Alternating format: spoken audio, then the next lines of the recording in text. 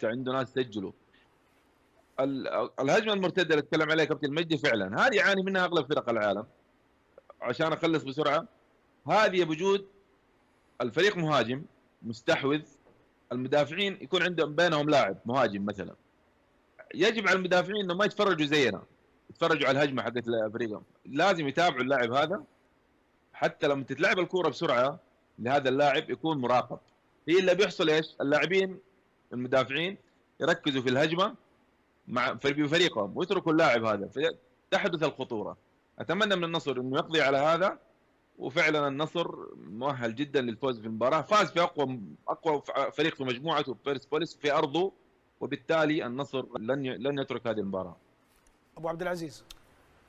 طبعا فنيا اكيد ان النصر افضل بكثير على مستوى العناصر وعلى مستوى المستوى الفني بشكل عام، لكن في الاخير كرة القدم متى ما امتلكت مدرب جيد ولاعيبه لديهم الحافز تستطيع ان تقرب او تقتل التفوق للفريق الاخر. شفنا مثلا مباراة النصر والطائي ان النصر ما قدر يحسم المباراة الا في اخر المباراة. نفس الشيء مباراة الهلال والفريق الأوزبكي، الهلال بالكاد تعادل في آخر مباراة. نفس الكلام اللي تفضل فيه أبو نايف، صحيح أنه النصر فنيا أو على الورق أو عناصريا أفضل وبمراحل كبيرة من الفريق الطاجكستاني، ولكن ما يمنع أنه الفريق ممكن أنه ما يغلط، ممكن أنه يقفل بطريقة جدا ممتازة، ممكن يلعب على الكرة المرتدة، ممكن يجي هدف عكسي عكس مجريات اللعب بشكل كامل مثل ما حصل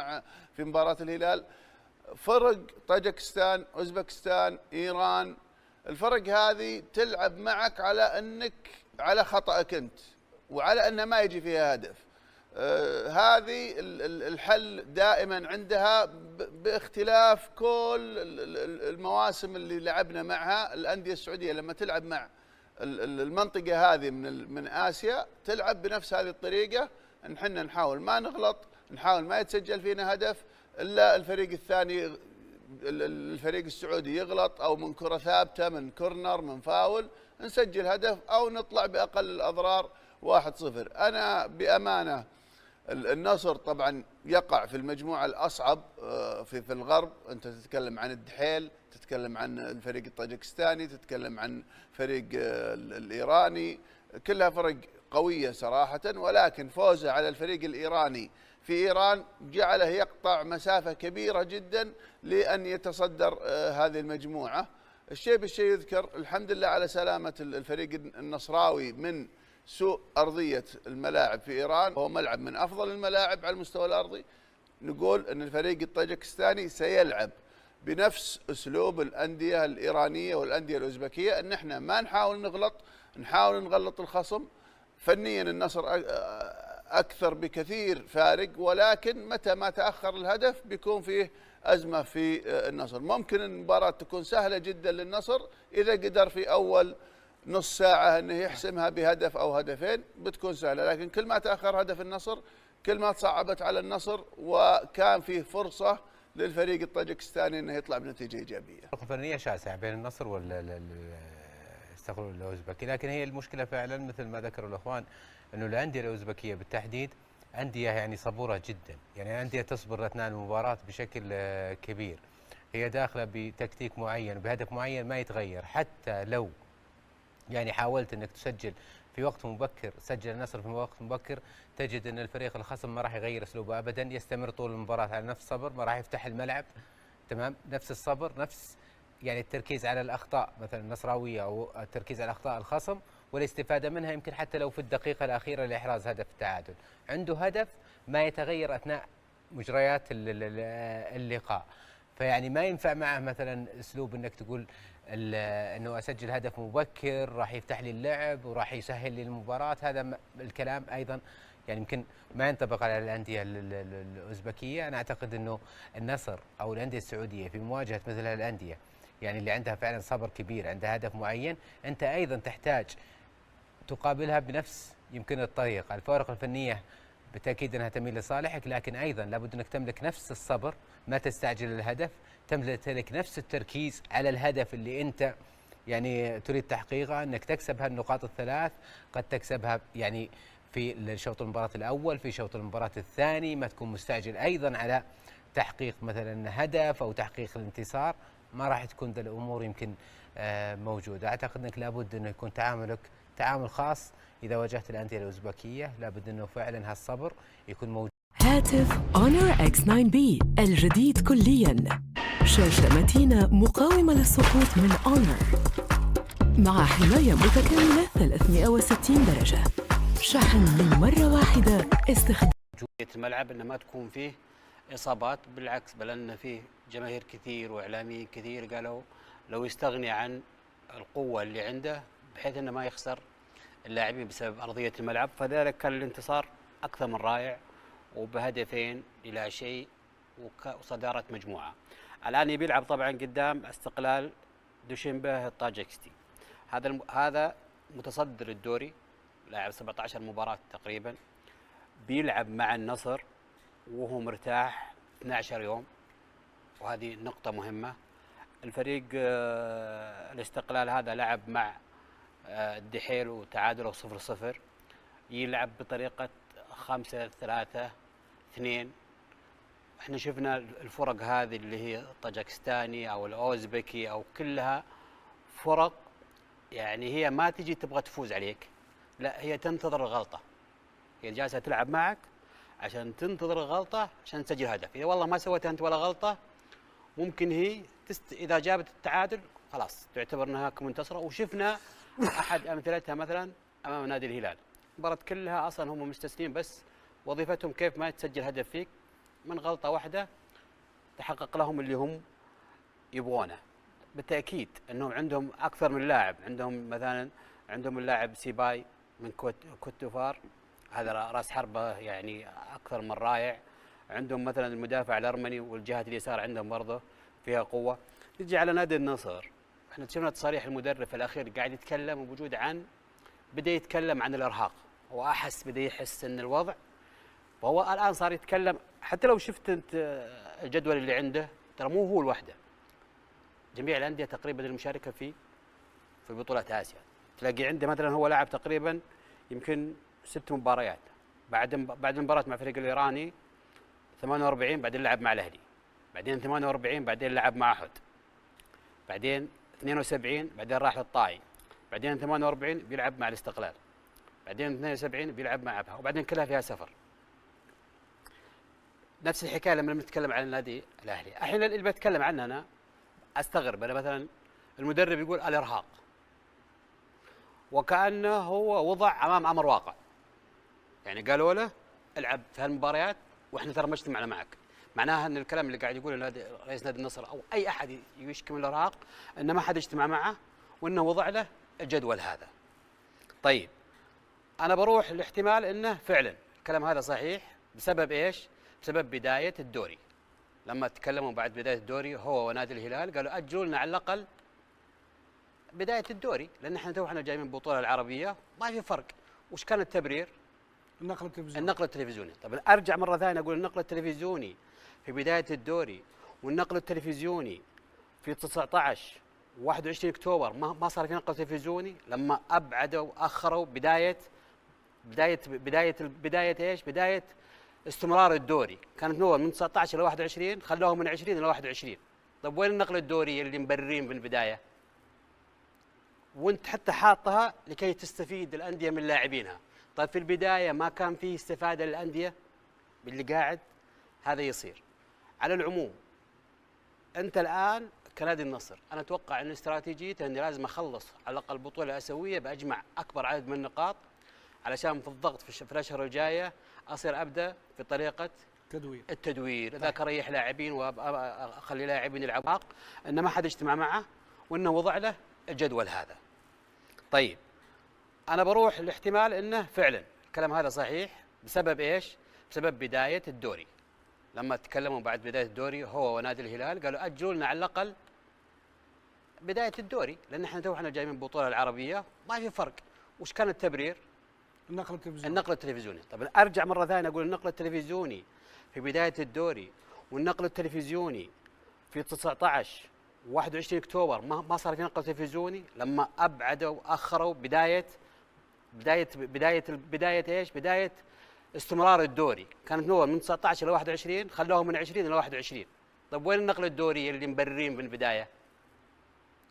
وانت حتى حاطها لكي تستفيد الانديه من لاعبينها. طيب في البدايه ما كان فيه استفاده للانديه باللي قاعد هذا يصير. على العموم انت الان كنادي النصر انا اتوقع ان استراتيجيته اني لازم اخلص على الاقل البطوله الاسيويه باجمع اكبر عدد من النقاط علشان في الضغط في الاشهر الجايه اصير ابدا في طريقه التدوير اذا كريح لاعبين واخلي لاعبين يلعبون حتى احققها. ولكن هي كمجملا بالتاكيد نادي النصر هو الاقرب فيها. كابتن مجدي. اكيد وجود مباراه يعني الكلام بتاع المدرب دايما بيوضح المباراه وقوتها. النهارده لما تيجي تشوف مدرب النصر بيتكلم ان انا بحتمل الفرقه اللي هلاعبها وان المباراه مهمه بالنسبه لنا ونوعد الجمهور ان احنا هنكسب. ودي بتبقى دايما الرساله بتاعه مكسب المباراه ان انت تحتمل الفريق اللي قدامك.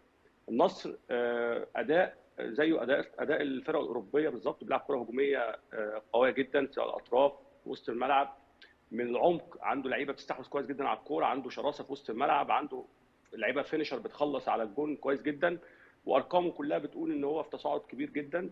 لكن في الاخر مباريات زي دي دايما في كل 3-4 ايام مباراه هو ده قوه المدرب، هتظهر قوه المدرب في اختياره للعيبه في سيناريو المباراه.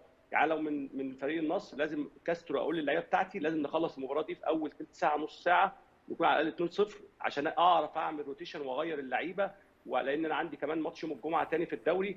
فده قوه المدرب. وليه دايما المدربين بيبقى او الفرق عندها 30 و25 لعيب عشان الماتشات اللي زي دي.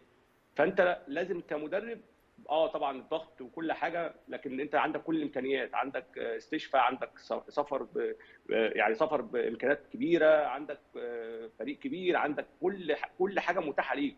فانت النهارده عارف كويس قوي ان انت داخل 3-4 بطولات على الاقل. جمهور نادي النصر ونادي النصر مش اقل من 3 بطولات هتقدر تنافس عليهم وتقدر تاخدهم بالسكواد اللي موجود بالقوه اللي موجوده. وهو عامل وبدا يفهم الفريق بتاعه كويس جدا. لكن اختياره اللعيبه الاجانب ده بقى دايما اللي هيفرق. قوه اللعيبه الاجانب عند النصر قويه جدا، لكن هو عاوز المباراه هتريح مين، هتجيب مين، هتلاعب مين، التشكيل هيبقى عامل ازاي. دي كلها نقط لازم المدير الفني مع اللعيبه ومع الفريق يبقى فيها حسم. لكن انا شايف ان طبعا هي مباراه اعتقد هي محسومه للنصر، ولكن خلي بالك الفريق اللي هيلعب نادي النصر هيلعب على مرتدات. الحته الوحيده السلبيه لسه في لحتى وقتنا هذا في نادي النصر، الحته السلبيه الوحيده كلها ايجابيات اللي هي التحولات الهجوميه. عندهم لسه النصر لسه مش عارف يقفل كويس قوي التحولات الهجوميه للفرق اللي بتلعبه. هي دي النقطه السلبيه اللي ممكن يلعب عليها. وهو كمان المدرب كمان بيتكلم وعارف، قال لك اقل هجمات احاول ان انا اقدر اجيب اهداف، وهو ده الطبيعي جدا في الكوره. لكن انا شايف النصر اعتقد ان هي مباراه محسومه لانه ماشي في تصاعد كبير جدا. واتمنى اشوف الاداء اللي بتاع النصر اللي هو انا بصراحه وانا قاعد بتفرج على النصر انا مستمتع جدا بالاداء بتاع نادي النصر. مباراه النصر طبعا تتوقع فوز النصراوي، فرق كبير في المستوى. استقلال دوشنبه شفناه مع الدحيل، فريق زي ما ذكر كابتن مجدي وابو نايف، فريق يدافع وهجمات مرتده. صحيح في طاجكستان متصدر الدوري، ولكن ترى بعيد جدا عن مستوى الفريق النصراوي. النصر متى ما كان بيلعب الكوره اللمسه واللمستين والتغير في المراكز اللي بنشوفه في كل المباريات حيفك عقده الدفاع استقلول الدوشنبي لا محاله. وجود لاعب النصر ميزته ايضا تنوع في التسجيل، عنده مجموعه من اللاعبين مش بس كريستيانو، كل 4-5 لاعبين يسجلوا الكرات الثابته، عنده ناس يسجلوا. الهجمه المرتده اللي اتكلم عليها كابتن مجدي فعلا هذه يعاني منها اغلب فرق العالم. عشان اخلص بسرعه، هذه بوجود الفريق مهاجم مستحوذ، المدافعين يكون عندهم بينهم لاعب مهاجم مثلا، يجب على المدافعين انه ما يتفرجوا زينا، يتفرجوا على الهجمه حقت فريقهم، لازم يتابعوا اللاعب هذا حتى لما تتلعب الكوره بسرعه لهذا اللاعب يكون مراقب. هي اللي بيحصل ايش؟ اللاعبين المدافعين يركزوا في الهجمه مع فريقهم ويتركوا اللاعب هذا، فتحدث الخطوره. اتمنى من النصر انه يقضي على هذا وفعلا النصر مؤهل جدا للفوز في المباراه، فاز في اقوى فريق في مجموعته بيرسبوليس في ارضه، وبالتالي النصر لن يترك هذه المباراه. ابو عبد العزيز. طبعا فنيا اكيد ان النصر افضل بكثير على مستوى العناصر وعلى مستوى المستوى الفني بشكل عام، لكن في الاخير كرة القدم متى ما امتلكت مدرب جيد ولعيبه لديهم الحافز تستطيع ان تقرب او تقتل التفوق للفريق الاخر. شفنا مثلا مباراة النصر والطائي ان النصر ما قدر يحسم المباراة الا في اخر المباراة. نفس الشيء مباراة الهلال والفريق الأوزبكي، الهلال بالكاد تعادل في آخر مباراة. نفس الكلام اللي تفضل فيه أبو نايف، صحيح أنه النصر فنيا أو على الورق أو عناصريا أفضل وبمراحل كبيرة من الفريق الطاجكستاني، ولكن ما يمنع أنه الفريق ممكن أنه ما يغلط، ممكن أنه يقفل بطريقة جدا ممتازة، ممكن يلعب على الكرة المرتدة، ممكن يجي هدف عكسي عكس مجريات اللعب بشكل كامل مثل ما حصل في مباراة الهلال. فرق طاجكستان، أوزبكستان، إيران، الفرق هذه تلعب معك على خطأك أنت وعلى أنه ما يجي فيها هدف. هذه الحل دائما عندها باختلاف كل المواسم اللي لعبنا معها. الأندية السعودية لما تلعب مع المنطقة هذه من آسيا تلعب بنفس هذه الطريقة، نحن نحاول ما نغلط، نحاول ما يتسجل فينا هدف إلا الفريق الثاني، الفريق السعودي يغلط أو من كرة ثابتة، من كورنر، من فاول، نسجل هدف أو نطلع بأقل الأضرار 1-0. أنا بأمانة النصر طبعا يقع في المجموعة الأصعب في الغرب. أنت تتكلم عن الدحيل، تتكلم عن الفريق الطاجكستاني، تتكلم عن فريق الإيراني، كلها فرق قوية صراحة، ولكن فوزه على الفريق الإيراني في إيران جعله يقطع مسافة كبيرة جدا لأن يتصدر هذه المجموعة. الشيء بالشيء يذكر، الحمد لله على سلامة الفريق النصراوي من سوء أرضية الملاعب في إيران، هو ملعب من أفضل الملاعب على المستوى الأرضي. نقول أن الفريق الطاجكستاني سيلعب بنفس أسلوب الأندية الإيرانية والأندية الأوزبكية، أن احنا ما نحاول نغلط، نحاول نغلط الخصم. فنيا النصر أكثر بكثير فارق، ولكن متى ما تأخر الهدف بيكون فيه أزمة في النصر. ممكن المباراة تكون سهلة جدا للنصر إذا قدر في أول نص ساعة أنه يحسمها بهدف أو هدفين بتكون سهلة، لكن كل ما تأخر هدف النصر كل ما تصعبت على النصر، وكان فيه فرصة للفريق الطاجكستاني أنه يطلع بنتيجة إيجابية. فرق فنية شاسعة بين النصر والأوزبكي، لكن هي المشكلة فعلا مثل ما ذكروا الأخوان أنه الأندية الأوزبكية بالتحديد أندية يعني صبورة جدا، يعني أندية تصبر لتنال المباراة بشكل كبير. هي داخلة بتكتيك معين بهدف معين ما يتغير، حتى لو يعني حاولت انك تسجل في وقت مبكر، سجل النصر في وقت مبكر، تجد ان الفريق الخصم ما راح يغير اسلوبه ابدا، يستمر طول المباراه على نفس الصبر، ما راح يفتح الملعب، تمام، نفس الصبر، نفس يعني التركيز على الاخطاء مثلا النصراويه او التركيز على اخطاء الخصم والاستفاده منها، يمكن حتى لو في الدقيقه الاخيره لاحراز هدف التعادل. عنده هدف ما يتغير اثناء مجريات اللقاء، فيعني ما ينفع معه مثلا اسلوب انك تقول انه اسجل هدف مبكر راح يفتح لي اللعب وراح يسهل لي المباراه. هذا الكلام ايضا يعني يمكن ما ينطبق على الانديه الاوزبكيه. انا اعتقد انه النصر او الانديه السعوديه في مواجهه مثل الانديه يعني اللي عندها فعلا صبر كبير، عندها هدف معين، انت ايضا تحتاج تقابلها بنفس يمكن الطريقه. الفوارق الفنيه بالتاكيد انها تميل لصالحك، لكن ايضا لابد انك تملك نفس الصبر، ما تستعجل الهدف، تملك نفس التركيز على الهدف اللي انت يعني تريد تحقيقه، انك تكسب هالنقاط الثلاث. قد تكسبها يعني في شوط المباراه الاول، في شوط المباراه الثاني، ما تكون مستعجل ايضا على تحقيق مثلا هدف او تحقيق الانتصار، ما راح تكون ذا الامور يمكن موجوده. اعتقد انك لابد انه يكون تعاملك تعامل خاص. إذا واجهت الأندية الأوزبكية لابد أنه فعلا هالصبر يكون موجود وتواجهها بنفس الأسلوب. أبو نايف، النصر. وجود النصر طبعا بالتأكيد بدايته كانت أكثر من رائعة، ويعني خلينا نقول أغلب المتفائلين كانوا يتمنون بس في المباراة هذه بناء على ارضيه الملعب انه ما تكون فيه اصابات، بالعكس بل ان فيه جماهير كثير واعلاميين كثير قالوا لو يستغني عن القوه اللي عنده بحيث انه ما يخسر اللاعبين بسبب ارضيه الملعب. فذلك كان الانتصار اكثر من رائع وبهدفين الى شيء وصداره مجموعه. الان يبي يلعب طبعا قدام استقلال دوشنبه الطاجكستي. هذا متصدر الدوري، لاعب 17 مباراه تقريبا، بيلعب مع النصر وهو مرتاح 12 يوم، وهذه نقطه مهمه. الفريق الاستقلال هذا لعب مع الدحيل وتعادلوا 0-0، يلعب بطريقه 5-3-2. احنا شفنا الفرق هذه اللي هي الطاجكستاني او الاوزبكي او كلها فرق يعني هي ما تجي تبغى تفوز عليك، لا هي تنتظر الغلطه، هي جالسه تلعب معك عشان تنتظر الغلطه عشان تسجل هدف. اذا والله ما سويت انت ولا غلطه ممكن هي اذا جابت التعادل خلاص تعتبر انها منتصره. وشفنا احد امثلتها مثلا امام نادي الهلال، المباراه كلها اصلا هم مستسلمين، بس وظيفتهم كيف ما تسجل هدف فيك، من غلطه واحده تحقق لهم اللي هم يبغونه. بالتاكيد انهم عندهم اكثر من لاعب، عندهم مثلا عندهم اللاعب سيباي من كوت ديفوار، هذا راس حربه يعني اكثر من رائع. عندهم مثلا المدافع الارمني والجهه اليسار عندهم برضه فيها قوه.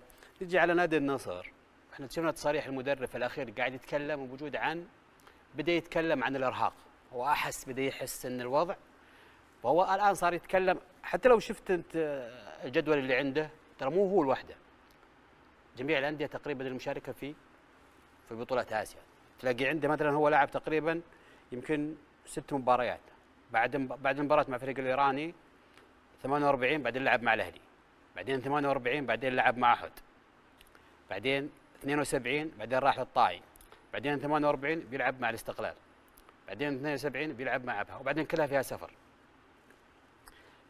نفس الحكايه لما نتكلم عن النادي الاهلي. الحين اللي بتكلم عنه انا استغرب، انا مثلا المدرب يقول الارهاق، وكانه هو وضع امام امر واقع، يعني قالوا له العب في هالمباريات واحنا ترى ما اجتمعنا معك. معناها ان الكلام اللي قاعد يقوله رئيس نادي النصر او اي احد يشكي من الارهاق انه ما حد اجتمع معه وانه وضع له الجدول هذا. طيب انا بروح لاحتمال انه فعلا الكلام هذا صحيح بسبب ايش؟ بسبب بدايه الدوري. لما تكلموا بعد بدايه الدوري هو ونادي الهلال قالوا اجلوا لنا على الاقل بدايه الدوري، لان احنا تونا جاي من البطوله العربيه ما في فرق. وش كان التبرير؟ النقل التلفزيوني. النقل التلفزيوني. طب ارجع مره ثانيه اقول النقل التلفزيوني في بدايه الدوري والنقل التلفزيوني في 19 و21 اكتوبر ما صار في نقل تلفزيوني، لما ابعدوا اخروا بدايه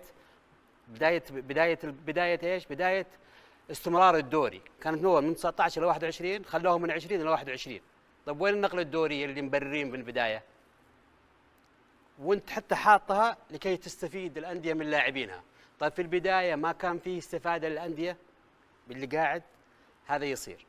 على العموم انت الان كنادي النصر انا اتوقع ان استراتيجيته اني لازم اخلص على الاقل البطوله الاسيويه باجمع اكبر عدد من النقاط، علشان في الضغط في الاشهر الجايه اصير ابدا في طريقه التدوير، ذاك اريح لاعبين واخلي لاعبين يلعبون حتى احققها. ولكن هي كمجملا بالتاكيد نادي النصر هو الاقرب فيها. كابتن مجدي، اكيد وجود مباراه يعني الكلام بتاع المدرب دايما بيوضح المباراه وقوتها. النهارده لما تيجي تشوف مدرب النصر بيتكلم ان انا بحتمل الفرقه اللي هلاعبها، وان المباراه مهمه بالنسبه لنا، ونوعد الجمهور ان احنا هنكسب. ودي بتبقى دايما الرساله بتاعه مكسب المباراه، ان انت تحتمل الفريق اللي قدامك. النصر اداء زيه اداء الفرق الاوروبيه بالظبط، بيلعب كره هجوميه قويه جدا سواء الاطراف وسط الملعب، من العمق عنده لعيبه بتستحوذ كويس جدا على الكوره، عنده شراسه في وسط الملعب، عنده لعيبه فينيشر بتخلص على الجون كويس جدا، وارقامه كلها بتقول ان هو في تصاعد كبير جدا. لكن في الاخر مباريات زي دي دايما في كل 3-4 ايام مباراه، هو ده قوه المدرب، هتظهر قوه المدرب في اختياره للعيبه في سيناريو المباراه. يعني لو من فريق النصر لازم كاسترو اقول للعيبه بتاعتي لازم نخلص المباراه دي في اول ثلث ساعه نص ساعه، نكون على الاقل 2-0 عشان اعرف اعمل روتيشن واغير اللعيبه، ولان انا عندي كمان ماتش يوم الجمعه تاني في الدوري، فده قوه المدرب. وليه دايما المدربين بيبقى او الفرق عندها 30 و25 لعيب عشان الماتشات اللي زي دي. فانت لازم كمدرب طبعا الضغط وكل حاجه، لكن انت عندك كل الامكانيات، عندك استشفاء، عندك سفر يعني سفر بامكانيات كبيره، عندك فريق كبير، عندك كل حاجه متاحه ليك. فانت النهارده عارف كويس قوي ان انت داخل 3 4 بطولات على الاقل. جمهور نادي النصر ونادي النصر مش اقل من 3 بطولات هتقدر تنافس عليهم وتقدر تاخدهم بالسكواد اللي موجود بالقوه اللي موجوده. وهو عامل وبدا يفهم الفريق بتاعه كويس جدا، لكن اختياره اللعيبه الاجانب ده بقى دايما اللي هيفرق. قوه اللعيبه الاجانب عند النصر قويه جدا، لكن هو عاوز المباراه هتريح مين، هتجيب مين، هتلاعب مين، التشكيل هيبقى عامل ازاي. دي كلها نقط لازم المدير الفني مع اللعيبه ومع الفريق يبقى فيها حسم. لكن انا شايف ان طبعا هي مباراه اعتقد هي محسومه للنصر، ولكن خلي بالك الفريق اللي هيلعب نادي النصر هيلعب على مرتدات. الحته الوحيده السلبيه لسه في لحتى وقتنا هذا في نادي النصر، الحته السلبيه الوحيده كلها ايجابيات اللي هي التحولات الهجوميه. عندهم لسه النصر لسه مش عارف يقفل كويس قوي التحولات الهجوميه للفرق اللي بتلعبه. هي دي النقطه السلبيه اللي ممكن يلعب عليها. وهو كمان المدرب كمان بيتكلم وعارف، قال لك اقل هجمات احاول ان انا اقدر اجيب اهداف، وهو ده الطبيعي جدا في الكوره. لكن انا شايف النصر اعتقد ان هي مباراه محسومه لانه ماشي في تصاعد كبير جدا، واتمنى اشوف الاداء اللي بتاع النصر اللي هو انا بصراحه وانا قاعد بتفرج على النصر انا مستمتع جدا بالاداء بتاع نادي النصر. مباراة النصر طبعا تتوقع فوز النصراوي، فرق كبير في المستوى. استقلال دوشنبه شفناه مع الدحيل، فريق زي ما ذكر كابتن مجدي وابو نايف، فريق يدافع وهجمات مرتده. صحيح في طاجكستان متصدر الدوري، ولكن ترى بعيد جدا عن مستوى الفريق النصراوي. النصر متى ما كان بيلعب الكوره اللمسه واللمستين والتغير في المراكز اللي بنشوفه في كل المباريات حيفك عقده الدفاع استقلول الدوشنبي لا محاله. وجود لاعب النصر ميزته ايضا تنوع في التسجيل، عنده مجموعه من اللاعبين مش بس كريستيانو، كل 4 5 لاعبين يسجلوا الكرات الثابته، عنده ناس يسجلوا. الهجمه المرتده اللي اتكلم عليها كابتن مجدي فعلا هذه يعاني منها اغلب فرق العالم. عشان اخلص بسرعه، هذه بوجود الفريق مهاجم مستحوذ، المدافعين يكون عندهم بينهم لاعب مهاجم مثلا، يجب على المدافعين انه ما يتفرجوا زينا، يتفرجوا على الهجمه حقت فريقهم، لازم يتابعوا اللاعب هذا حتى لما تتلعب الكوره بسرعه لهذا اللاعب يكون مراقب. هي اللي بيحصل ايش؟ اللاعبين المدافعين يركزوا في الهجمه مع فريقهم ويتركوا اللاعب هذا، فتحدث الخطوره. اتمنى من النصر انه يقضي على هذا، وفعلا النصر مؤهل جدا للفوز في المباراه، فاز في اقوى فريق في مجموعته بيرسبوليس في ارضه، وبالتالي النصر لن يترك هذه المباراه.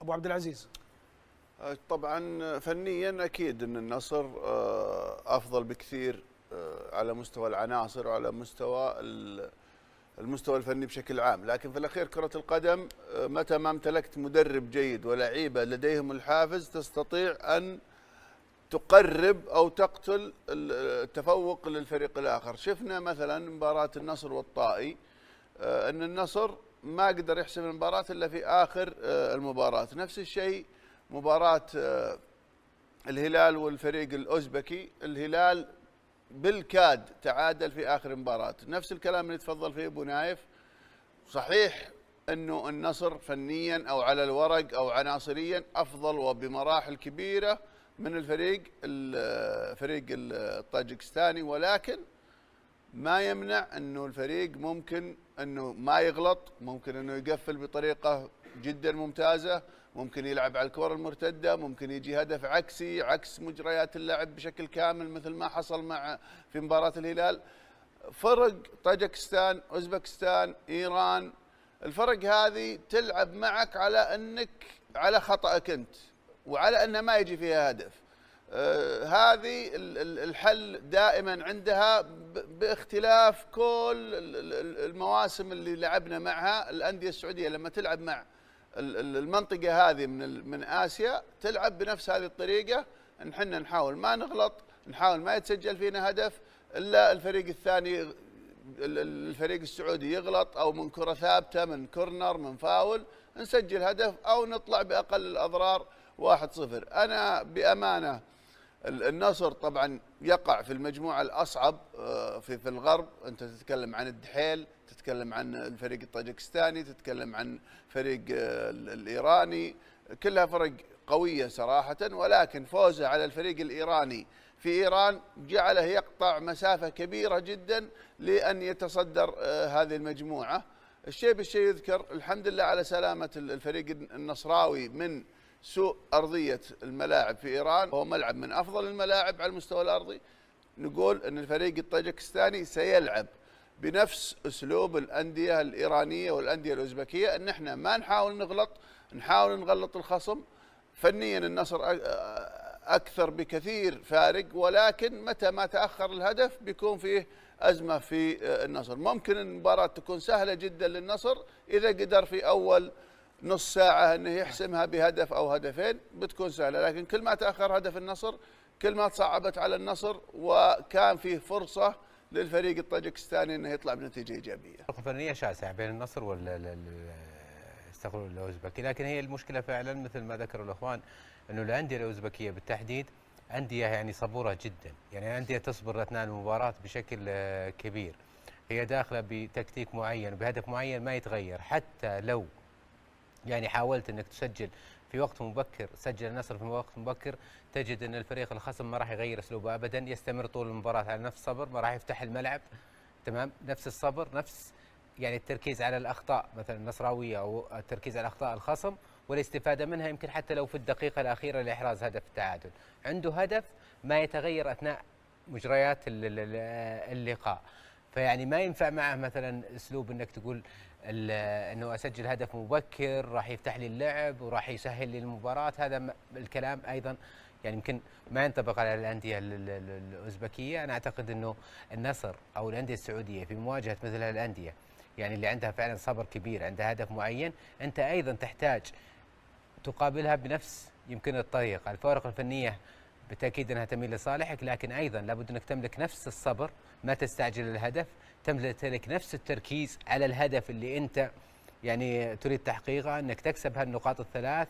قد تكسبها يعني في شوط المباراة الأول، في شوط المباراة الثاني، ما تكون مستعجل أيضا على تحقيق مثلا هدف أو تحقيق الانتصار، ما راح تكون ذا الأمور يمكن موجودة. أعتقد أنك لابد أنه يكون تعاملك تعامل خاص إذا واجهت الأندية الأوزبكية، لابد أنه فعلا هالصبر يكون موجود وتواجهها بنفس الأسلوب. أبو نايف، النصر. وجود النصر طبعا بالتأكيد بدايته كانت أكثر من رائعة، ويعني خلينا نقول أغلب المتفائلين كانوا يتمنون بس في المباراة هذه بناء على أرضية الملعب أنه ما تكون فيه إصابات، بالعكس بل أن فيه جماهير كثير وإعلاميين كثير قالوا لو يستغني عن القوة اللي عنده بحيث أنه ما يخسر اللاعبين بسبب أرضية الملعب. فذلك كان الانتصار أكثر من رائع وبهدفين إلى شيء وصدارة مجموعة. الآن يبي يلعب طبعا قدام استقلال دوشنبه الطاجكستي، هذا متصدر الدوري، لاعب 17 مباراة تقريبا، بيلعب مع النصر وهو مرتاح 12 يوم، وهذه نقطة مهمة. الفريق الاستقلال هذا لعب مع الدحيل وتعادلوا 0-0، يلعب بطريقة 5-3-2. احنا شفنا الفرق هذه اللي هي الطاجكستاني او الاوزبكي او كلها فرق يعني هي ما تجي تبغى تفوز عليك، لا هي تنتظر الغلطة، هي جالسة تلعب معك عشان تنتظر الغلطة عشان تسجل هدف. إذا والله ما سويت أنت ولا غلطة ممكن هي إذا جابت التعادل خلاص تعتبر أنها منتصرة. وشفنا أحد أمثلتها مثلا أمام نادي الهلال، المباراة كلها أصلا هم مستسلمين، بس وظيفتهم كيف ما تسجل هدف فيك، من غلطة واحدة تحقق لهم اللي هم يبغونه. بالتأكيد أنهم عندهم أكثر من لاعب، عندهم مثلا عندهم اللاعب سيباي من كوت ديفوار، هذا راس حربة يعني أكثر من رائع. عندهم مثلا المدافع الأرمني والجهة اليسار عندهم برضه فيها قوة. نجي على نادي النصر، احنا شفنا تصاريح المدرب الأخير قاعد يتكلم بوجود بدأ يتكلم عن الإرهاق، هو أحس بدأ يحس أن الوضع، فهو الآن صار يتكلم. حتى لو شفت أنت الجدول اللي عنده ترى مو هو الوحدة، جميع الأندية تقريبا المشاركة في بطولة آسيا تلاقي عنده مثلا هو لاعب تقريبا يمكن 6 مباريات بعد المباراه مع الفريق الايراني 48 بعدين لعب مع الاهلي، بعدين 48 بعدين لعب مع احد، بعدين 72 بعدين راح للطائي، بعدين 48 بيلعب مع الاستقلال، بعدين 72 بيلعب مع ابها، وبعدين كلها فيها سفر. نفس الحكايه لما نتكلم عن النادي الاهلي. الحين اللي بتكلم عنه انا استغرب، انا مثلا المدرب يقول الارهاق، وكانه هو وضع امام امر واقع. يعني قالوا له العب في هالمباريات واحنا ترى ما اجتمعنا معك. معناها ان الكلام اللي قاعد يقوله رئيس نادي النصر او اي احد يشكي من الارهاق انه ما حد اجتمع معه وانه وضع له الجدول هذا. طيب انا بروح لاحتمال انه فعلا الكلام هذا صحيح. بسبب ايش؟ بسبب بدايه الدوري. لما تكلموا بعد بدايه الدوري هو ونادي الهلال قالوا اجلوا لنا على الاقل بدايه الدوري، لان احنا تونا جاي من البطوله العربيه ما في فرق. وش كان التبرير؟ النقل التلفزيوني. النقل التلفزيوني. طب ارجع مره ثانيه اقول النقل التلفزيوني في بدايه الدوري والنقل التلفزيوني في 19 و21 اكتوبر ما صار في نقل تلفزيوني. لما ابعدوا اخروا بدايه ايش؟ بدايه استمرار الدوري. كانت نور من 19 الى 21 خلوهم من 20 الى 21. طيب وين النقل الدوري اللي مبررين بالبدايه؟ وانت حتى حاطها لكي تستفيد الانديه من لاعبينها. طيب في البدايه ما كان فيه استفاده للانديه باللي قاعد هذا يصير. على العموم انت الان كنادي النصر انا اتوقع ان استراتيجيته اني لازم اخلص على الاقل البطوله الاسيويه باجمع اكبر عدد من النقاط علشان في الضغط في الاشهر الجايه اصير ابدا في طريقه التدوير. اذا كريح لاعبين واخلي لاعبين يلعبون حتى احققها. ولكن هي كمجملا بالتاكيد نادي النصر هو الاقرب فيها. كابتن مجدي.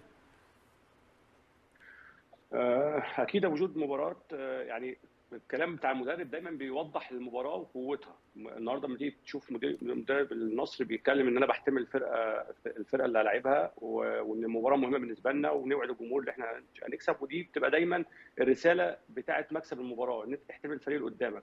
النصر اداء زيه اداء الفرق الاوروبيه بالظبط، بيلعب كره هجوميه قويه جدا سواء الاطراف وسط الملعب من العمق. عنده لعيبه بتستحوذ كويس جدا على الكوره، عنده شراسه في وسط الملعب، عنده لعيبه فينيشر بتخلص على الجون كويس جدا، وارقامه كلها بتقول ان هو في تصاعد كبير جدا. لكن في الاخر مباريات زي دي دايما في كل 3-4 ايام مباراه هو ده قوه المدرب. هتظهر قوه المدرب في اختياره للعيبه في سيناريو المباراه. يعني لو من فريق النصر لازم كاسترو اقول للعيبه بتاعتي لازم نخلص المباراه دي في اول ثلث ساعه نص ساعه نكون على الاقل 2-0 عشان اعرف اعمل روتيشن واغير اللعيبه، ولان انا عندي كمان ماتش يوم الجمعه ثاني في الدوري. فده قوه المدرب. وليه دايما المدربين بيبقى او الفرق عندها 30 و25 لعيب عشان الماتشات اللي زي دي. فانت لازم كمدرب طبعا الضغط وكل حاجه، لكن انت عندك كل الامكانيات، عندك استشفاء، عندك سفر يعني سفر بامكانيات كبيره، عندك فريق كبير، عندك كل حاجه متاحه ليك. فانت النهارده عارف كويس قوي ان انت داخل 3-4 بطولات على الاقل. جمهور نادي النصر ونادي النصر مش اقل من 3 بطولات هتقدر تنافس عليهم وتقدر تاخدهم بالسكواد اللي موجود بالقوه اللي موجوده. وهو عامل وبدا يفهم الفريق بتاعه كويس جدا. لكن اختياره اللعيبه الاجانب ده بقى دايما اللي هيفرق. قوه اللعيبه الاجانب عند النصر قويه جدا، لكن هو عاوز المباراه هتريح مين، هتجيب مين، هتلاعب مين، التشكيل هيبقى عامل ازاي. دي كلها نقط لازم المدير الفني مع اللعيبه ومع الفريق يبقى فيها حسم. لكن انا شايف ان طبعا هي مباراه اعتقد هي محسومه للنصر، ولكن خلي بالك الفريق اللي هيلعب نادي النصر هيلعب على مرتدات. الحته الوحيده السلبيه لسه في حتى وقتنا هذا في نادي النصر، الحته السلبيه الوحيده كلها ايجابيات اللي هي التحولات الهجوميه. عندهم لسه النصر لسه مش عارف يقفل كويس قوي التحولات الهجوميه للفرق اللي بتلعبه. هي دي النقطه السلبيه اللي ممكن يلعب عليها. وهو كمان المدرب كمان بيتكلم وعارف قال لك اقل هجمات احاول ان انا اقدر اجيب اهداف، وهو ده الطبيعي جدا في الكوره. لكن انا شايف النصر اعتقد ان هي مباراه محسومه لانه ماشي في تصاعد كبير جدا. واتمنى اشوف الاداء اللي بتاع النصر اللي هو انا بصراحه وانا قاعد بتفرج على النصر انا مستمتع جدا بالاداء بتاع نادي النصر. مباراه النصر طبعا تتوقع فوز النصراوي، فرق كبير في المستوى. استقلال دوشنبه شفناه مع الدحيل، فريق زي ما ذكر كابتن مجدي وابو نايف، فريق يدافع وهجمات مرتده.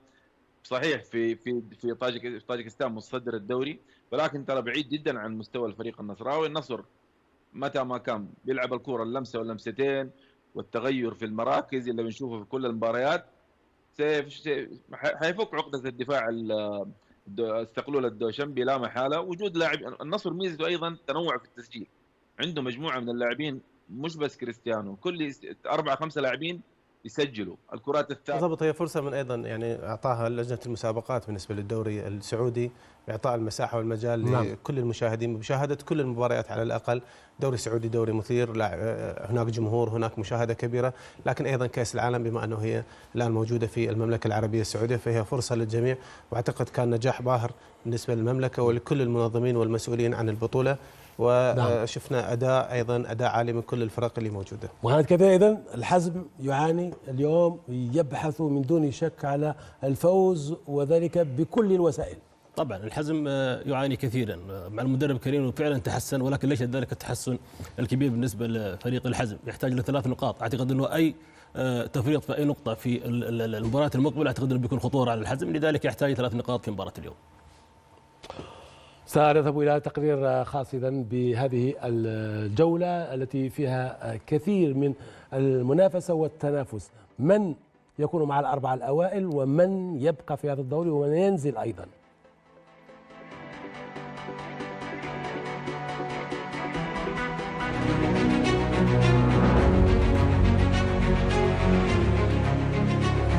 تستأنف الجولة 18 من دوري روشن السعودي ب3 مواجهات تلعب في نفس التوقيت. ملعب الأول بارك يحتضن أقوى اللقاءات عندما يستضيف النصر فريق الاتفاق، ويبحث النصر عن انتصار يبقيه في صلب المنافسة على اللقب قبل خوض المواجهة المؤجلة مع الاتحاد الأسبوع القادم. في المقابل يسعى الاتفاق لتصحيح مساره والعودة لإجادة الانتصارات وتأكيد تفوقه على النصر بعد الفوز عليه ذهابا ب2 مقابل هدف. مدينة الملك عبدالله الرياضية ببريدة ستكون مسرحا لمواجهة الحزم مع ضيفه الأهلي. لقاء الطموحات المتباينة يبحث فيه الحزم عن انتصار ثالث قد يبعده عن المركز الأخير، بما يأمل الأهلي تكرار نتيجة الذهاب والوصول للنقطة 37 وتأمين مركزه بين الفرق ال3 الأوائل.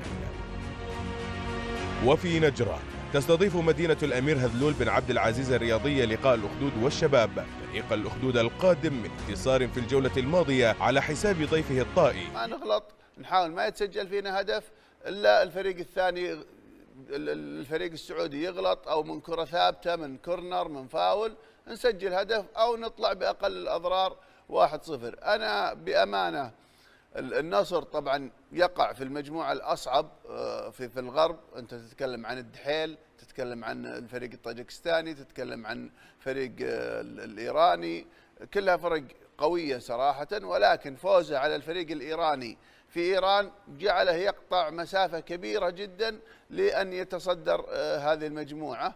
الشيء بالشيء يذكر، الحمد لله على سلامة. إذا نبدأ بالحزم والأهلي إذن، وهي مباراة طبعا هامة للفريقين. الأهلي يريد أن يبقى مع ال3 الأوائل، بينما الحزم يريد أن يبقى في دوري روشن.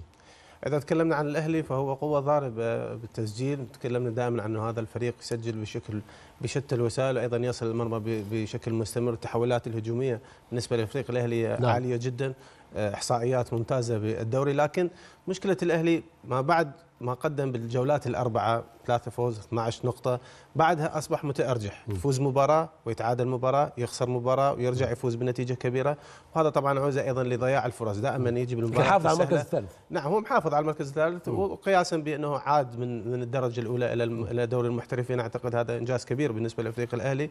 أنا أعتقد الجمهور فاهم وعارف إمكانية هذا الفريق، وإن كان عنده أدوات رائعة، عنده أدوات ممتازة، ماكسيمم، محرز فيجا، وأيضا كيسيه، والآن فراس البريكان الهداف المحلي المميز، واحد من اللاعبين المهمين بالدوري السعودي. أعتقد قوة لفريق الأهلي، ويجب أنه يحسم هذه المباراة في سبيل تواصله بالنتائج الجيدة.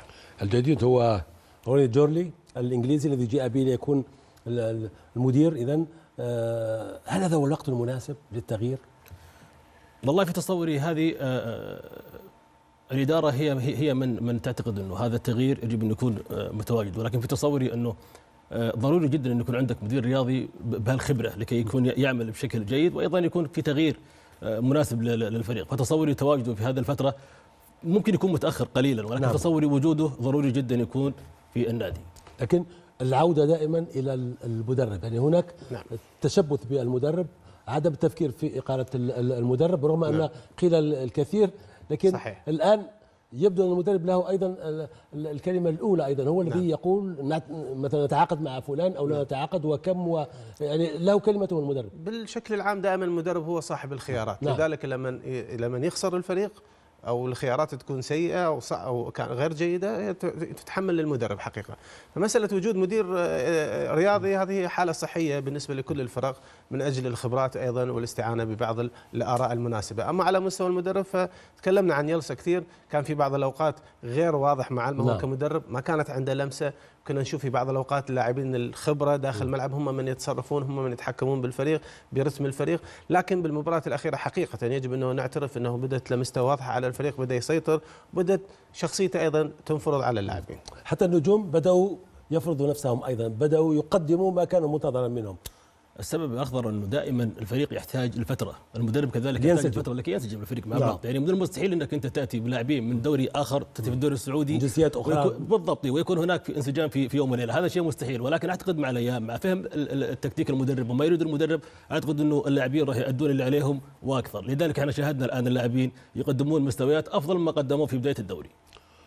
يعني يريد ايضا ربما الحزم ان يبني على مباراة أبها، يعني عندما تعود بنتيجة إيجابية من خارج الأراضي هذا يعطيك حوافز ويعطيك ثقة بالنفس.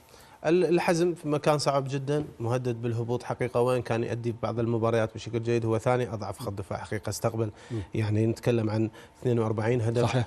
لكن بعد مباراة الهلال بعد ما استقبل 9 أهداف كانت نتيجة كارثية، كان متوقع الكثير أنه هذا الفريق نفسيا يتحطم تماما، لكن جينا نشوف أنه آخر 3 مباريات هو تعادل في مباراتين وفاز في مباراة.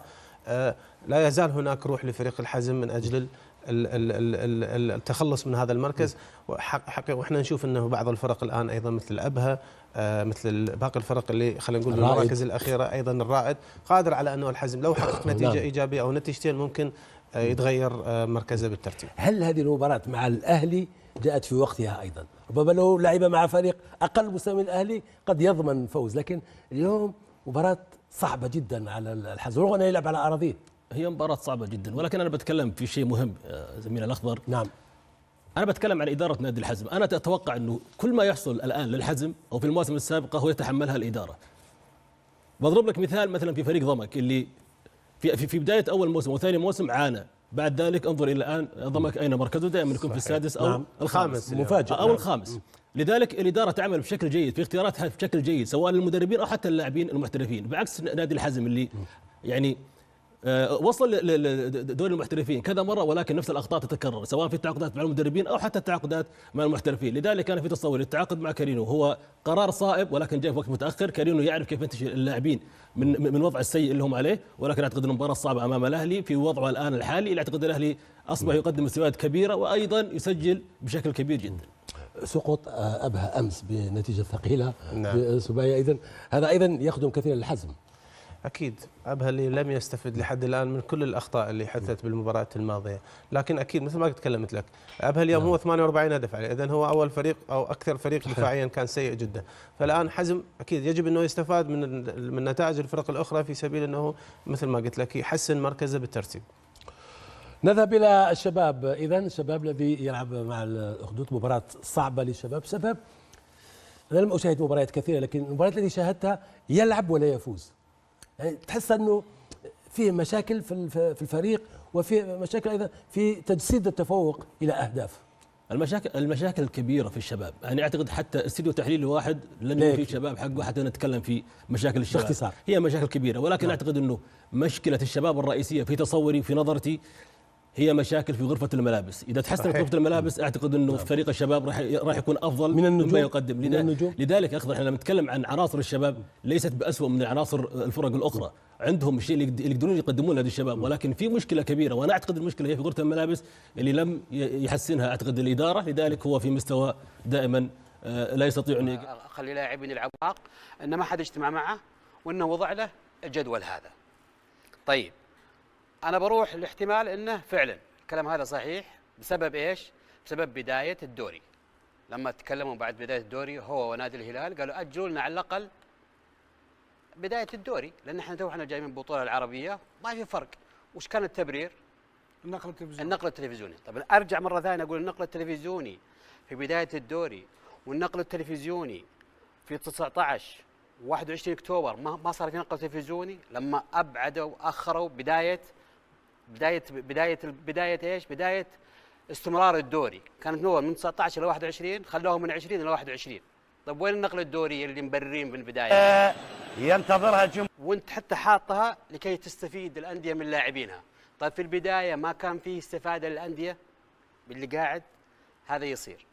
على العموم انت الان كنادي النصر، انا اتوقع ان استراتيجيته اني لازم اخلص على الاقل بطوله اسيويه باجمع اكبر عدد من النقاط، علشان في الضغط في الاشهر الجايه اصير ابدا في طريقه التدوير. اذا اريح لاعبين واخلي لاعبين يلعبون حتى احققها، ولكن هي كمجملا بالتاكيد نادي النصر هو الاقرب فيها. كابتن مجدي. اكيد وجود مباراه، يعني الكلام بتاع المدرب دايما بيوضح المباراه وقوتها. النهارده لما تيجي تشوف مدرب النصر بيتكلم ان انا بحتمل الفرقه اللي هلاعبها، وان المباراه مهمه بالنسبه لنا، ونوعد الجمهور ان احنا هنكسب. ودي بتبقى دايما الرساله بتاعه مكسب المباراه، ان انت تحتمل الفريق اللي قدامك. النصر اداء زيه اداء الفرق الاوروبيه بالظبط، بيلعب كره هجوميه قويه جدا، سواء الاطراف وسط الملعب، من العمق عنده لعيبه بتستحوذ كويس جدا على الكوره، عنده شراسه في وسط الملعب، عنده لعيبه فينيشر بتخلص على الجون كويس جدا، وارقامه كلها بتقول ان هو في تصاعد كبير جدا. لكن في الاخر مباريات زي دي دايما في كل 3-4 ايام مباراه، هو ده قوه المدرب، هتظهر قوه المدرب في اختياره للعيبه في سيناريو المباراه. يعني لو من فريق النصر لازم كاسترو اقول للعيبه بتاعتي لازم نخلص المباراه دي في اول ثلث ساعه نص ساعه، نكون على الاقل 2-0 عشان اعرف اعمل روتيشن واغير اللعيبه، ولان انا عندي كمان ماتش يوم الجمعه تاني في الدوري. فده قوه المدرب. وليه دايما المدربين بيبقى او الفرق عندها 30 و25 لعيب عشان الماتشات اللي زي دي. فانت لازم كمدرب طبعا الضغط وكل حاجه، لكن انت عندك كل الامكانيات، عندك استشفاء، عندك سفر يعني سفر بامكانيات كبيره، عندك فريق كبير، عندك كل حاجه متاحه ليك.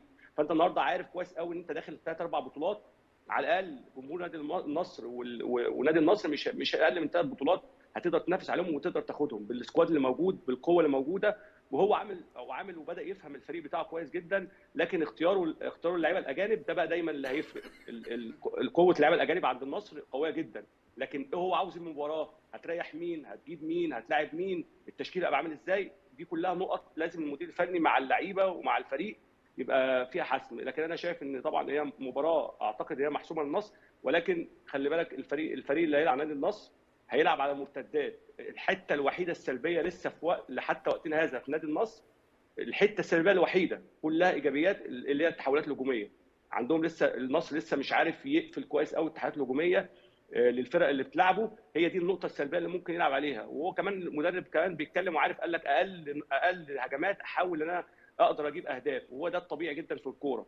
لكن انا شايف النصر اعتقد ان هي مباراه محسومه، لانه ماشي في تصاعد كبير جدا. واتمنى اشوف الاداء اللي بتاع النصر، اللي هو انا بصراحه وانا قاعد بتفرج على النصر انا مستمتع جدا بالاداء بتاع نادي النصر. مباراه النصر طبعا تتوقع فوز النصراوي، فرق كبير في المستوى. استقلال دوشنبه شفناه مع الدحيل، فريق زي ما ذكر كابتن مجدي وابو نايف، فريق يدافع وهجمات مرتده.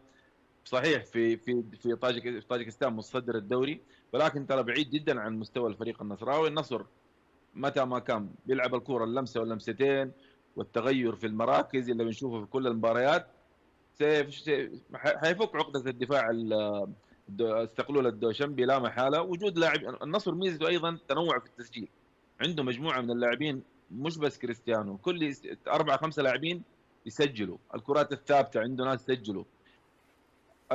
الهجمه المرتده اللي اتكلم عليها كابتن المجدي فعلا هذه يعاني منها اغلب فرق العالم.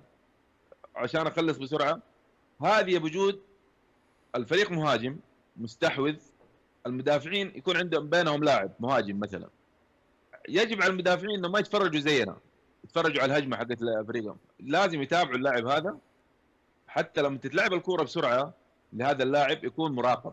هي اللي بيحصل ايش؟ اللاعبين المدافعين يركزوا في الهجمه مع فريقهم ويتركوا اللاعب هذا، فتحدث الخطوره. اتمنى من النصر انه يقضي على هذا وفعلا النصر مؤهل جدا للفوز في المباراه، فاز في اقوى فريق في مجموعته بيرسبوليس في ارضه، وبالتالي النصر لن يترك هذه المباراه. ابو عبد العزيز. طبعا فنيا اكيد ان النصر افضل بكثير على مستوى العناصر وعلى المستوى الفني بشكل عام، لكن في الاخير كرة القدم متى ما امتلكت مدرب جيد ولاعيبه لديهم الحافز تستطيع ان تقرب او تقتل التفوق للفريق الاخر. شفنا مثلا مباراة النصر والطائي ان النصر ما قدر يحسم المباراة الا في اخر المباراة. نفس الشيء مباراة الهلال والفريق الأوزبكي، الهلال بالكاد تعادل في آخر المباراة. نفس الكلام اللي تفضل فيه أبو نايف، صحيح أنه النصر فنيا أو على الورق أو عناصريا أفضل وبمراحل كبيرة من الفريق الطاجكستاني، ولكن ما يمنع أنه الفريق ممكن أنه ما يغلط، ممكن أنه يقفل بطريقة جدا ممتازة، ممكن يلعب على الكرة المرتدة، ممكن يجي هدف عكسي عكس مجريات اللعب بشكل كامل مثل ما حصل في مباراة الهلال. فرق طاجكستان، أوزبكستان، إيران، الفرق هذه تلعب معك على أنك على خطأك أنت وعلى أنه ما يجي فيها هدف. هذه الحل دائما عندها باختلاف كل المواسم اللي لعبنا معها. الأندية السعودية لما تلعب مع المنطقة هذه من آسيا تلعب بنفس هذه الطريقة، نحن نحاول ما نغلط، نحاول ما يتسجل فينا هدف إلا الفريق الثاني الفريق السعودي يغلط أو من كرة ثابتة من كورنر من فاول نسجل هدف أو نطلع بأقل الأضرار 1-0. أنا بأمانة النصر طبعا يقع في المجموعة الأصعب في الغرب. أنت تتكلم عن الدحيل، تتكلم عن الفريق الطاجكستاني، تتكلم عن فريق الإيراني، كلها فرق قوية صراحة، ولكن فوزه على الفريق الإيراني في إيران جعله يقطع مسافة كبيرة جدا لأن يتصدر هذه المجموعة. الشيء بالشيء يذكر، الحمد لله على سلامة الفريق النصراوي من سوء أرضية الملاعب في إيران، هو ملعب من أفضل الملاعب على المستوى الأرضي. نقول أن الفريق الطاجكستاني سيلعب بنفس أسلوب الأندية الإيرانية والأندية الأوزبكية، أن احنا ما نحاول نغلط، نحاول نغلط الخصم. فنيا النصر أكثر بكثير فارق، ولكن متى ما تأخر الهدف بيكون فيه أزمة.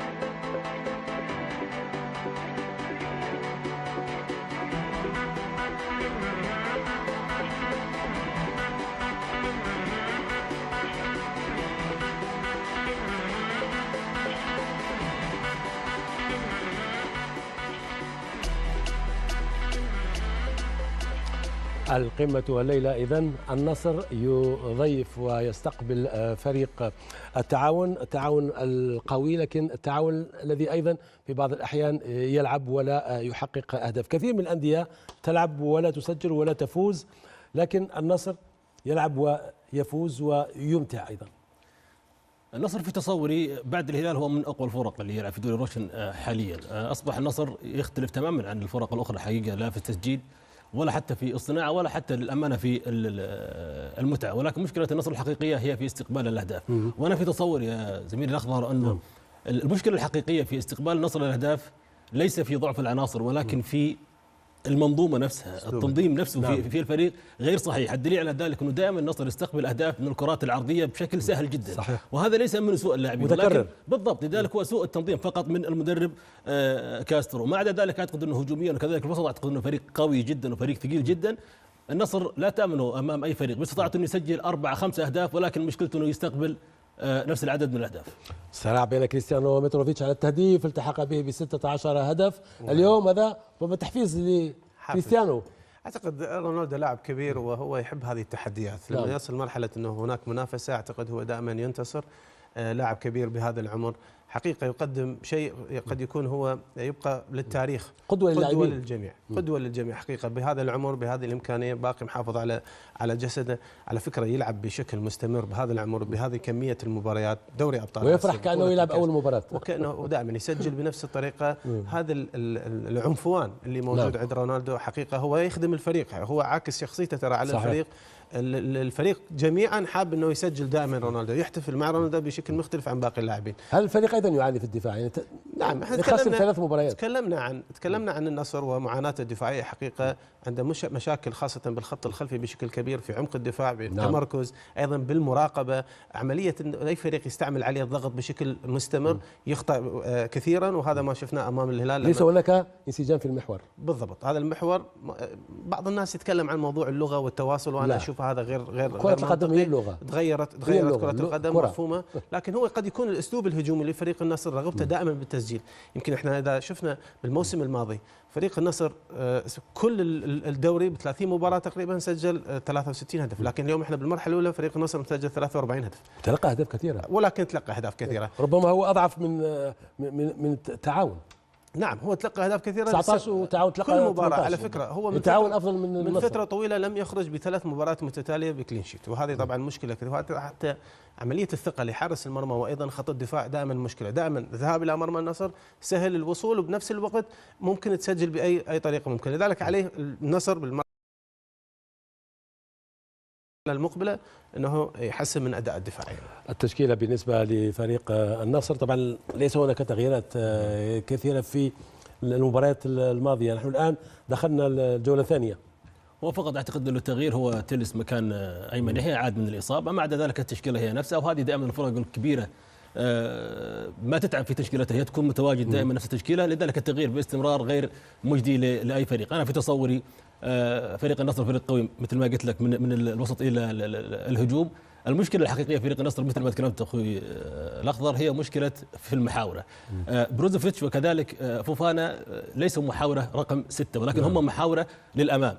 اعتقد انه جميعا يلعبون مركز رقم 8، لذلك هناك مشكله كبيره تجدها دائما في وسط الدفاع، والسبب ليس في سوء هذول وسط الدفاع، ولكن لا يوجد تغطيه بشكل مستمر جدا من محور الارتكاز. لذلك راح نشاهد ان شاء الله لقطات راح تشوف بروزوفيتش وكذلك فوفانا دائما متقدمين الى الامام، دائما هناك. انا اذكر كابتن لو سمحت لي فقط، لاعبين رقم 10 صانع العاب في نهايه العمر اصبحوا يلعبون في المحور. يعني ماتيوس اللاعب الكبير الالماني في بايرن ميونخ وايضا في الانتر اصبح يلعب في المحور. السبب انه اللاعب المهاري يصلح في هذا المكان. السبب ان المدربين دائما يحتاجون لاعب بهالاسلوب، نعم. انه تتكلم مثل ماتيوس لاعب هداف، نعم. لاعب يعمل الزياده العدديه، لذلك يحبون اللاعبين اللي بهالطريقه يقرا المهاجم بالضبط، ولكن هذا بيكون له عبء كبير على المدافعين. هذه مشكله النصر الحقيقيه، اطرافه قويه جدا، كريستيانو رونالدو يوجد في الامام يسجل بكلتا رجليه وكذلك بالراس، لذلك هو فريق هجومي جدا. وتافيو فريق سجل 43 وهو سجل 16 بالضبط. وتافيو لاعب ماكر، لاعب رائع جدا، لاعب يتحرك بشكل جميل جدا ما بين دائما المحاور وخلف المهاجم، لذلك تجده دائما وجهه للمرمى ويلعب دائما بينيات جميله. يعني تأييدا الكلام كابتن، يمكن اوتافيو لما توظف بشكل صحيح، يعني حتى بروزوفيتش بدينا نشوفه اقل.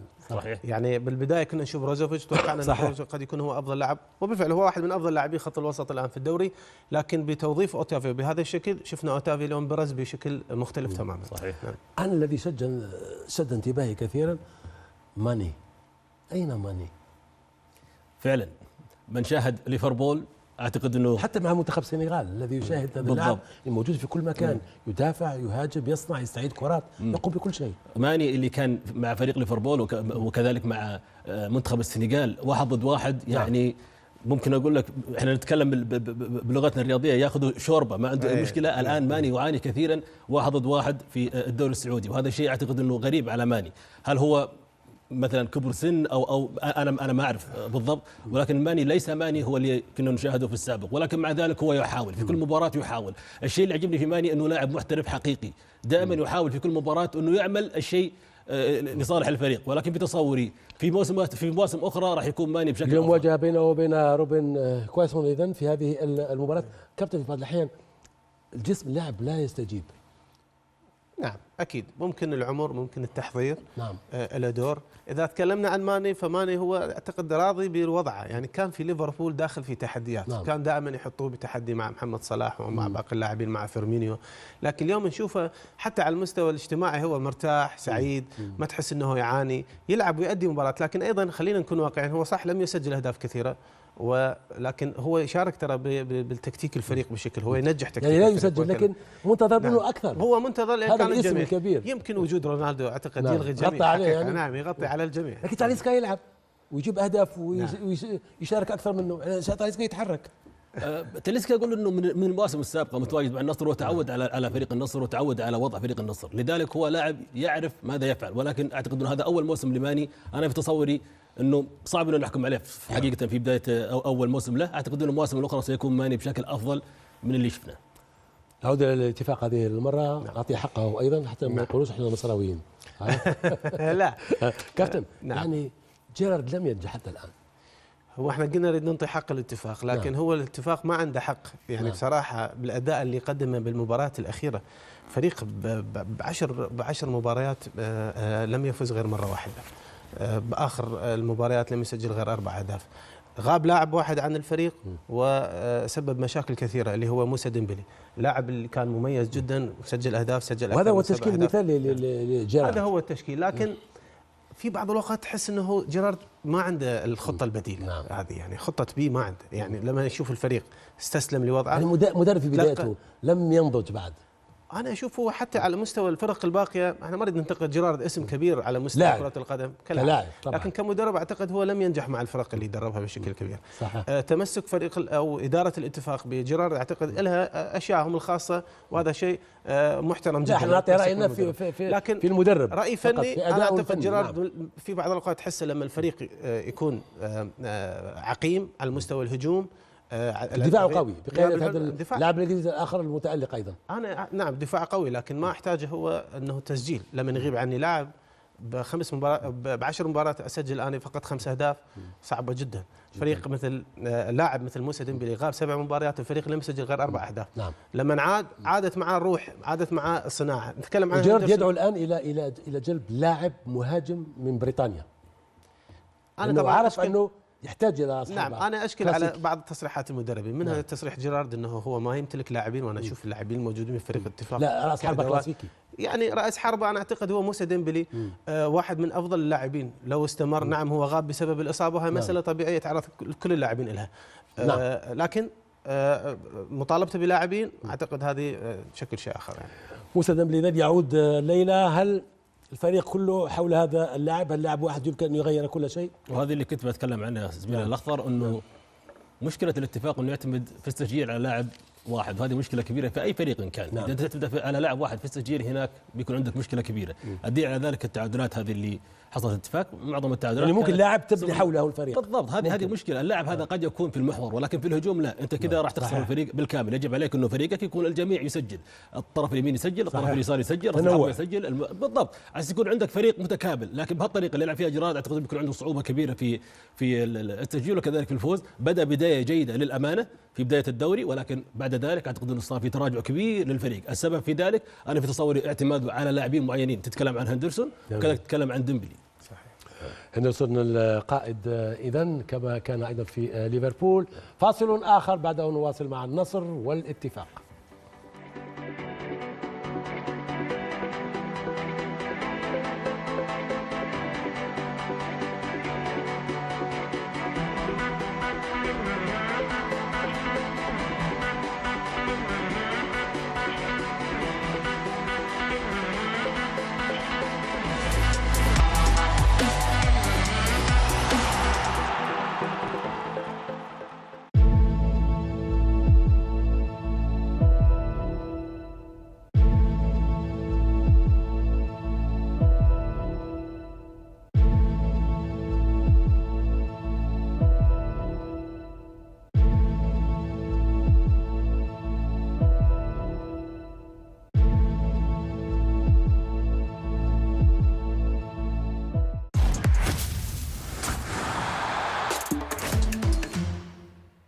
رحلة البحث عن البطاطس المثالية، نكهات ممزوجة بأفضل جودة. رحلتك توصلك لليز غورميه لأنها محضرة بعناية لتكون الأفضل.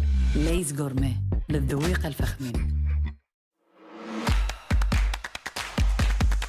سمسة أول شركة سعودية عالمية للنقل السريع والخدمات اللوجستية.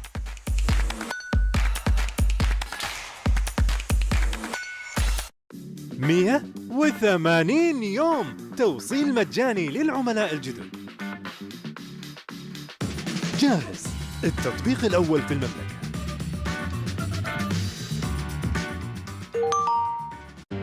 طبيعة خلابة ومن أحضانها أبوكاس. أبوكاس، قصة إبداع تروى في مطبخك. مفوتر 3 بلس صار فيها مميزات أكثر. استمتع بسوشيال لا محدود و110 جيجا بيانات للتصفح، ومو بس كذا، المكالمات لا محدودة لكل الشبكات. اطلبها من YSTC أو فروعنا.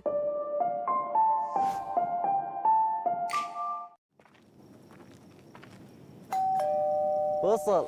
اوه شوف فريق دانكن يا سادة يا كرام، يحمل القهوة الباردة والكودن برو. شوف الأنثار، شوف الاندهاش. دانكن يا سادة يمتلك فريق والله ممتع. شوف كل الانتظار، نار يا حبيبي نار. وهذه الدهشة من الدونات، ألوان جميلة. شوف كيف يتلذذ.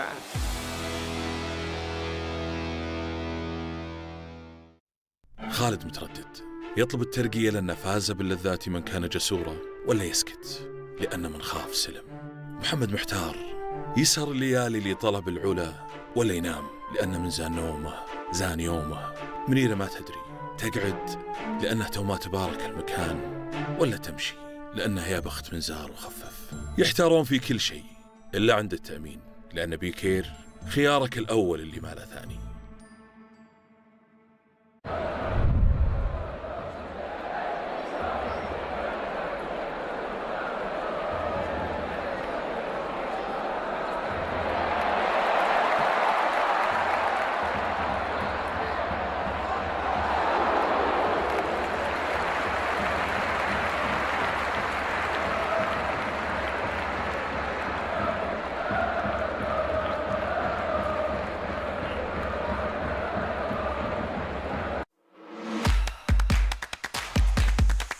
سمسة أول شركة سعودية عالمية للنقل السريع والخدمات اللوجستية.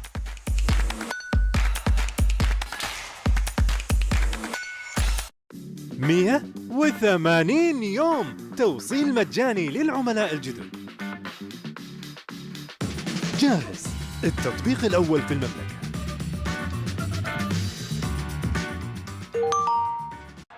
شوف العرضية، الله لا يا كريم، إنها من كريم. كريم очень щедрый. كريم sobrang mapagbigay. قلنا كريم بس مو لهالدرجة يا كريم يا كريم. عيش تجربة مكافآت ما لها مثيل مع برنامج المكافآت الوطني الأول من نوعه بالعالم بس في السعودية. كافئ نفسك بعروض مميزة وحصرية تقدمها أجمل وأفضل وأكبر الفعاليات الترفيهية والثقافية والرياضية في السعودية. مزايا حصرية، عروض مميزة، نقاط ومكافآت. كل ما جيتنا أكثر كل ما جمعت نقاط أكثر. كل اللي عليك تسجل وتبدأ رحلة استثنائية مع مكافآت السعودية. مفوتر 3 بلس صار فيها مميزات أكثر.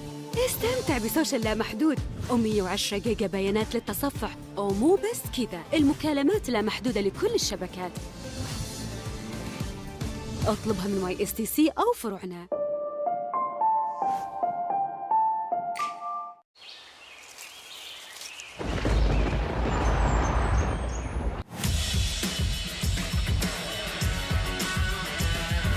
لما تزرع بأفضل خيرات الطبيعة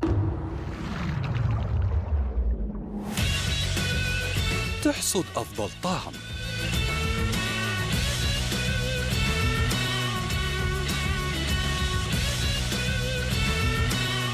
اكتشف ليبتون الجديد.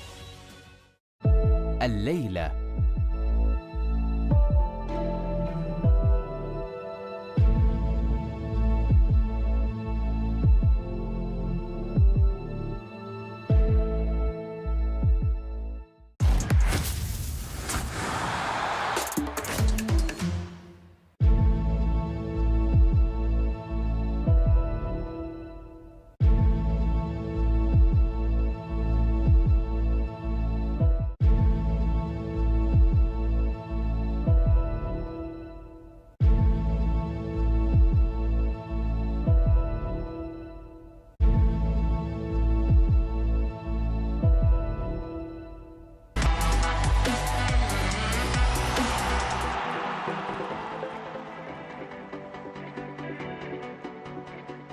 مرحبا بكم من جديد أعزائنا المشاهدين. إذا سننتقل مباشرة إلى طبعا زميل فيصل الملوقي في ملعب الأول بارك.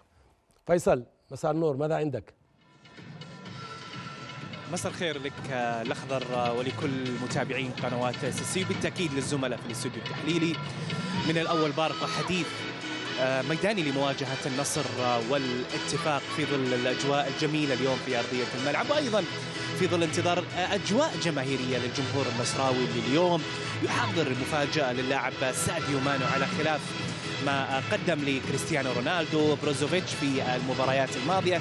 تيفو خاص لساديو مانو على المستوى الكبير اللي قدمه في الفترة الماضية. الأمور الفنية للنصر اللي اليوم بالتأكيد أعلى عن الجولة اللي حتكون في نهاية يناير في الصين، راح يكون يتواجد في تقريبا 28 يناير.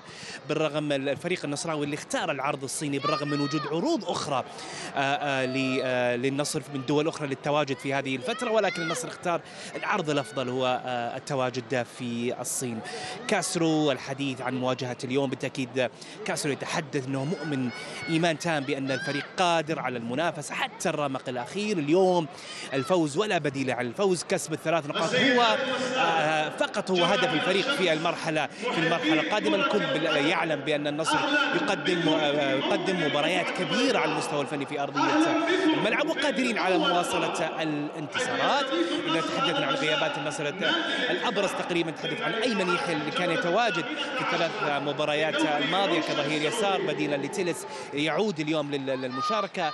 أيضا نواف بوشل وعبد الله مادو وعلي الحسن وخالد الغنام، كل هذه العناصر تغيب عن مواجهة النصر هذا المساء. أما عن الطرف الآخر الاتفاق وجيرارد اللي يعاني كثيرا في الفترة الأخيرة، 7 مباريات من دون أي انتصار. بالتأكيد حزين أو نقدر نقول زعلان جيرارد على الوضع الفني للفريق في الفترة الأخيرة، يحاول إصلاح هذه الأمور. يمكن اليوم يعود جيرارد للخطة الفنية اللي تعودنا عليها واللي لعب فيها في بداية الموسم وقدم فيها مباريات كبيرة، يعود لهذا النهج. اليوم غياب مهم جدا، يعني غياب ما كان يحتاجه جيرارد في هذه الأوقات. هو جراي اليوم لاعب النشط في الجهة اليسار اليوم يغيب عن هذه المواجهة. هذا أبرز ما لدي.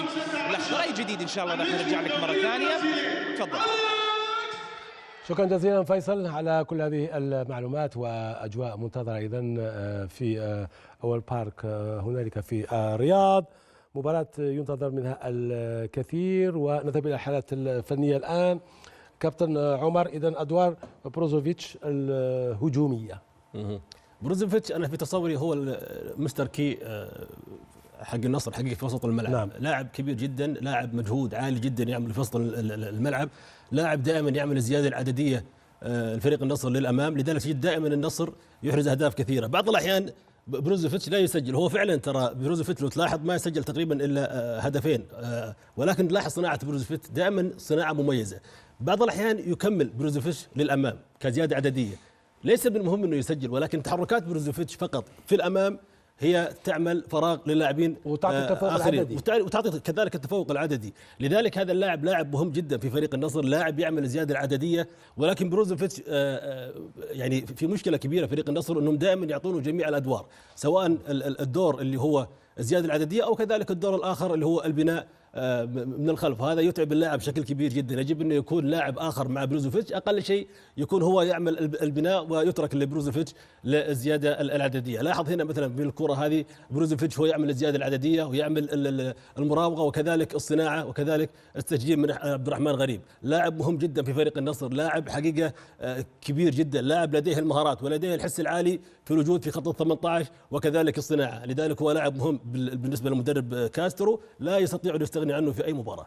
كما هو الحال بالنسبه لهندرسون مثلا. هندرسون كذلك بالنسبه لجيرارد هو لاعب مهم جدا، يعتمد عليه كثير في الكرات. هو القائد يعني. بالضبط، هو القائد وهو اللي يعتمد عليه جيرارد في الكرات العاليه. لذلك دائما لو تشاهد اهداف الاتفاق لازم يكون فيها بصمه من اللاعب هندرسون على التمريره. فريق الاتفاق مشكلته للامانه الحقيقيه هو اعتماده على هندرسون، رغم انه لاعب كبير جدا ودائما يلعب الكرات الطويله في التسجيل. كلاعب انجليزي ليس لديه الابداع. بالضبط، ليس لديه الابداع، ليس لديه الا هذه المهاره فقط، واعتقد انه هذه المهاره غير كفيله وغير كافيه بانه دائما يفوز جيرارد. موسى ديمبلي إذا نعم. لاعب خطير يعود إلينا ليمتعنا الليلة. هو موسى وإن تحدثنا عن أنه الاتفاق لما يفقد موسى يعاني كثيرا، لكن وجوده هو أيضا مهم جدا. موسى ديمبلي محطة ممتازة وأيضا من أفضل المهاجمين بالدوري، يستقبل أو يتمركز بشكل جيد داخل منطقة الجزاء. وبالحديث عن هندرسون اللي صنع 4 أهداف، الأربعة الأهداف إلى موسى ديمبلي حقيقة. فهناك تفاهم وتناغم ما بين يعني خطة اللعب أكيد وتكتيك الفريق، هو يعتمد على استلام هندرسون للكرة ولعب الكرات الطويلة اللي هي تكون خلف المدافعين. شوفوا لما يتواجد موسى ديمبلي وان لم يسجل المباراة الأخيرة ضيع فرصة كانت سهلة جدا، لكن بالعموم دائما يستقبل ما بين قلوب الدفاع ويشكل خطورة على كل فريق. سجل 7 أهداف، فريق ترى سجل 20 هدف بالنسبة لفريق الاتفاق. 15 هدف سجلوه 3 لاعبين فقط، اللي هو بينالدوم وموسى ديمبلي اللي سجل 7 أهداف وكوايسن. حقيقة الفريق عنده صعوبة جدا بالخيارات، ما عنده خيارات كثيرة، غياب الحلول في بعض الأوقات لما يغيب لاعب مشكلة، واليوم يغيب لاعب مهم بالنسبة للجراي، واحد من اللاعبين المهمين. سنعود إليه بعد هذا الفاصل القصير. إذن سنعود إلى الغائب الكبير في صفوف التعاون.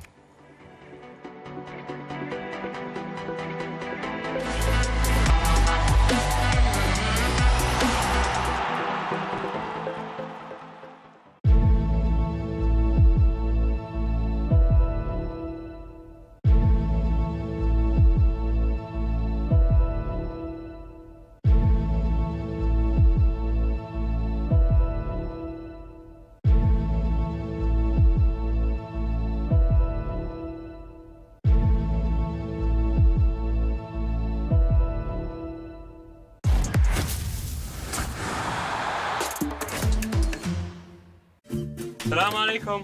تحويتك وصلت على الموعد الساعة 3 دقائق. الحي يحييك وطلباتك منتجات حليب الإبل من تطبيق نوب بتجيك. اطلب الحين.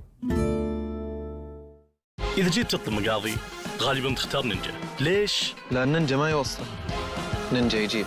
وانت راجع لبيتك وانتم تختارون في المسارة بالدوام أو قبل لا تنام، تختار مقاضيك احتمال نوصلك قبل لا توصل بيتك، أو قبل لا تنام، قبل لا يخلص اجتماعك، أو قبل لا تختارون في المسارة. نينجا. أكيد نينجا، من بيجيك بدي السرعة غير نينجا؟ نينجا يجيب كل شيء، نينجا يجيب بسرعة.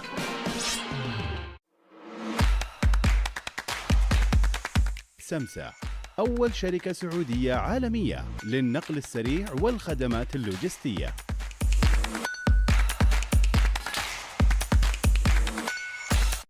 مفوتر 3 بلس صار فيها مميزات أكثر. استمتع بسوشيال لا محدود، 110 جيجا بيانات للتصفح، ومو بس كذا، المكالمات MySTC أو فروعنا.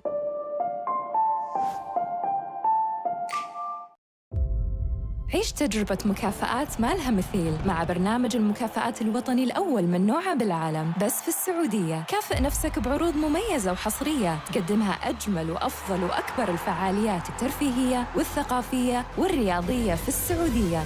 مزايا حصرية، عروض مميزة، نقاط ومكافآت. كل ما جيتنا أكثر كل ما جمعت نقاط أكثر. كل اللي عليك تسجل وتبدأ رحلة استثنائية مع مكافآت السعودية.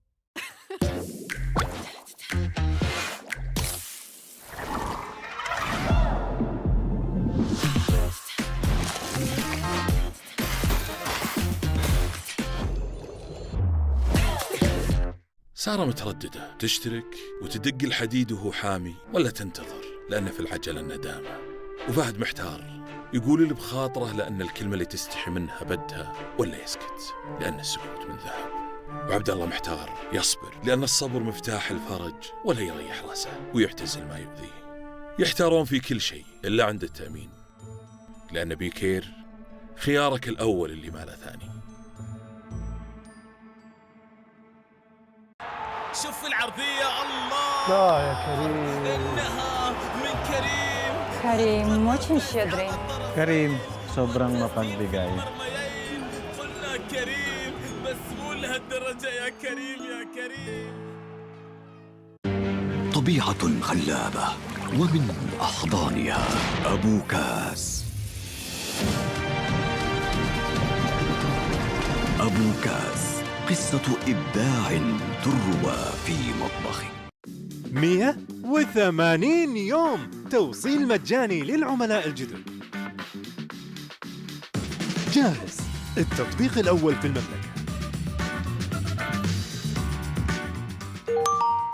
في رحلة البحث عن البطاطس المثالية، نكهات ممزوجة بأفضل جودة، رحلتك توصلك لليز غورميه لأنها محضرة بعناية لتكون الأفضل. ليز غورميه للذويق الفخمين. وصل. اوه شوف فريق دانكن يا سادة يا كرام يحمل القهوة الباردة والكودن برو. شوف الأنثار، شوف الاندياش. دانكن يا سادة يمتلك فريق والله ممتع. شوف كل الانتظار، نار يا حبيبي نار. وهذه الدهشة من الدونات، ألوان جميلة. شوف كيف يتلذذ.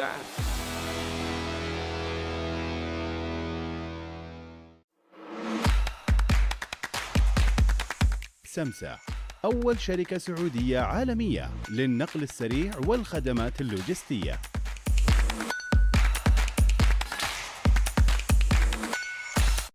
مفوتر 3 بلس صار فيها مميزات أكثر. استمتع بسوشيال لا محدود، 110 جيجا بيانات للتصفح، ومو بس كذا، المكالمات لا محدودة لكل الشبكات. اطلبها من YSTC أو فروعنا.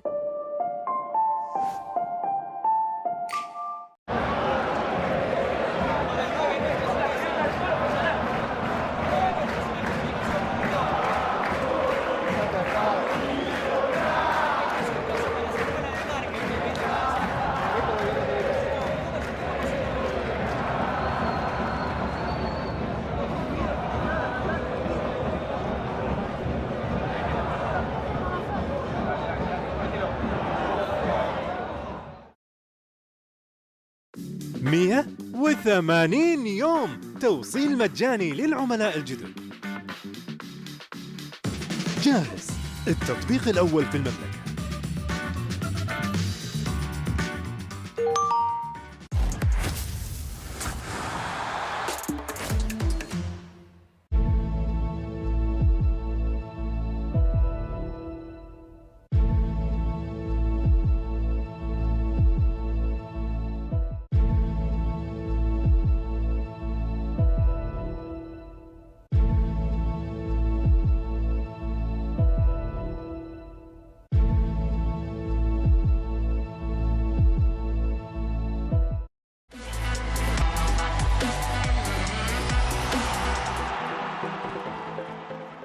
مرحبا بكم.